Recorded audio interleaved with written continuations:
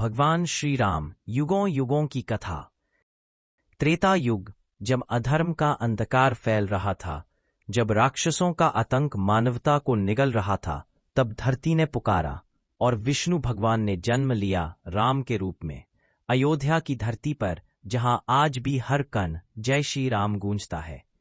अध्याय 1, जन्म और बचपन। अयोध्या के राजा दशरथ, 3 रानियां कौशल्या, कैकेयी और सुमित्रा, लंबे समय तक संतान न होने पर उन्होंने ऋषि वशिष्ठ के कहने पर पुत्र कामेष्टि यज्ञ किया।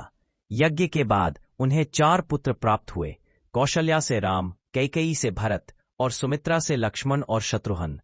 राम का जन्म कोई साधारण घटना नहीं थी, यह धरती पर धर्म की पुनः स्थापना की शुरुआत थी। राम बचपन से ही शांत, तेजस्वी और मर्यादित थे। गुरु वशिष्ठ के आश्रम में शिक्षा पाई और ऋषि विश्वामित्र के साथ राक्षसों के संहार में अपना पहला धर्म युद्ध लड़ा। अध्याय 2, सीता स्वयंवर। राजा जनक की पुत्री सीता का स्वयंवर आयोजित हुआ। शर्त थी, शिवजी के धनुष पिनाक को जो तोड़ेगा वही सीता का वर बनेगा। अनेकों राजकुमार आए, पर कोई धनुष उठा भी न सका। तब बालक राम ने सहजता से धनुष उठाया और उसे तोड़ दिया। पूरी सभा में जयकार गूंज उठी।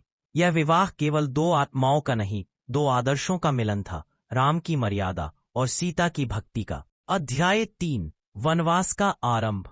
कुछ वर्ष बाद जब राम का राज्याभिषेक तय हुआ, कैकेयी ने अपने 2 वरदान मांगे, भरत का राज्याभिषेक और राम का 14 वर्ष का वनवास। राजा दशरथ टूट गए, पर राम ने कहा, पिता का वचन ही मेरा धर्म है। राम, सीता और लक्ष्मण वन को चले गए। अयोध्या रो उठी। राजा दशरथ वियोग में देह त्याग गए। अध्याय 4, वन का जीवन और संघर्ष। 14 वर्षों का वनवास राम का जीवन साधना बन गया। वहीं राक्षसी शूर्पणखा ने सीता को अपमानित किया। लक्ष्मण ने उसकी नाक काट दी। इस अपमान का बदला लेने रावण आया। लंका का राजा अहंकार से भरा हुआ, उसने छल से सीता का अपहरण किया। राम दुखी हुए, किंतु हार नहीं मानी। उन्होंने सीता की खोज में निकल पड़े और रास्ते में मिले हनुमान, सुग्रीव और वानर सेना। अध्याय 5, हनुमान और राम सेतु। हनुमान राम के सबसे प्रिय भक्त बने। उन्होंने समुद्र लांघकर लंका पहुंची, सीता माता से मिले और रावण को राम का संदेश सुनाया। अभी भी समय है, सीता को लौटा दो। रावण ने इनकार किया। तब श्री राम ने समुद्र पर सेतु बनाने का निर्णय लिया, राम सेतु, जो भारत और लंका को जोड़ता था। नाम राम का। पत्थर तैरने लगे। आज भी उस स्थान को उपग्रह चित्रों में देखा जा सकता है। राम सेतु, जो श्रद्धा और सत्य का साक्ष्य है। अध्याय 6, लंका का युद्ध।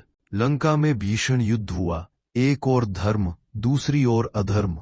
रावण के साथ उसके पुत्र मेघनाद और भाई कुंभकर्ण जैसे बलशाली योद्धा थे, पर राम की सेना में था विश्वास, भक्ति और सत्य का बल। अंततः राम ने रावण का वध किया और अधर्म पर धर्म की विजय हुई। जयकार गूंजी, सियावर रामचंद्र की जय। अध्याय 7, सीता की अग्नि परीक्षा और वापसी। सीता की शुद्धता पर प्रश्न उठे। तब उन्होंने स्वयं अग्नि परीक्षा दी और अग्निदेव ने उन्हें पूर्णतः पवित्र घोषित किया। राम, सीता और लक्ष्मण अयोध्या लौटे।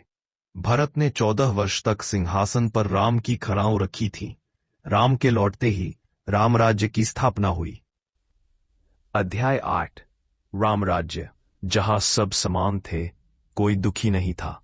राम ने अपने निजी दुख को भुलाकर राजधर्म निभाया और सीता को वाल्मीकि आश्रम भेज दिया।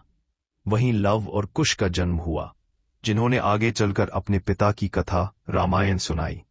अध्याय 9, अंत और अमरता। जब पृथ्वी पर उनका कार्य पूर्ण हुआ, राम ने सरयू नदी के तट पर जल समाधि ली। देवताओं ने स्वागत किया। विष्णु स्वयं अपने धाम लौट आए। राम शरीर से गए, पर विचार से नहीं, क्योंकि राम केवल राजा नहीं, वो एक आदर्श, एक मार्गदर्शक और सनातन सत्य है। हर युग में जब अन्याय बढ़ेगा, जब अधर्म सिर उठाएगा, तब राम का नाम फिर गूंजेगा, जय श्री राम। क्योंकि राम कोई कथा नहीं, बल्कि एक विचार है जो हर हृदय में जीवित है। जय श्री राम।